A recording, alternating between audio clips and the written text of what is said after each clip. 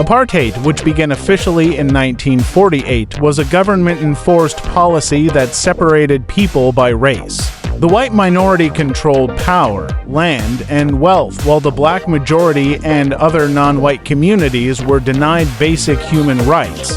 Families were forced to live in segregated areas, people needed passes to move freely, and millions were treated as strangers in their own land.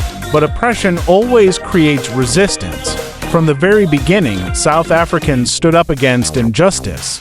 Organizations like the African National Congress, or ANC, led peaceful protests, strikes, and campaigns of civil disobedience. One of the most powerful voices in this struggle was Nelson Mandela, a young lawyer who believed in equality and freedom for all.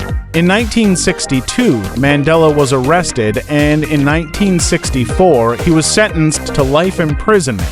For 27 long years, he remained behind bars. The government believed prison would silence him, but instead, Mandela became a global symbol of resistance. Around the world, people protested, demanded sanctions, and pressured South Africa to end apartheid. By the 1980s, the system was collapsing. International sanctions hurt the economy, violence increased at home, and the country stood on the edge of civil war.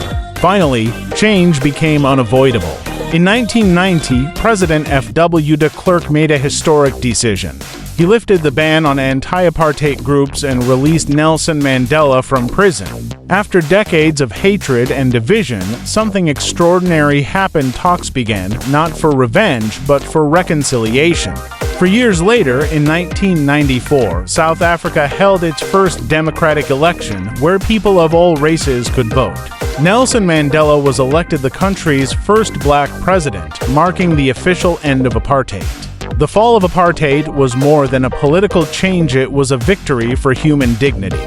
It showed the world that justice, patience, and forgiveness can defeat even the deepest injustice.